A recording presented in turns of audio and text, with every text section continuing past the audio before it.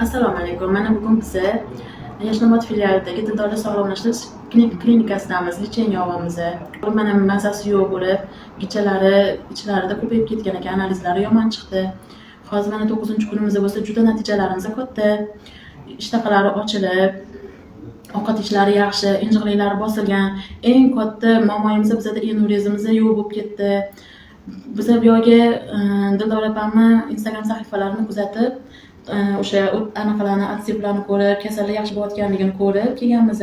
Xudoga shukr, mana natijalarga erishdik, yaxshi bo'ldik. Men ularga kattakon rahmat aytaman. Kimda shunaqa muammolari bo'lsa, bu yerga kelishliklarini tavsiya etaman. Bu yerdagi qizlar ham juda yaxshi bolaga qarashyapti. Televizor anaqalarimiz bor. Bolalar umuman anaqa e'tirozsiz yotishadi. Xohlagan narsasini ko'rib. Dilafruz opam, Aziz opamga kattakon rahmat. Shunchalik o'zini bolasidek qarab, o'tib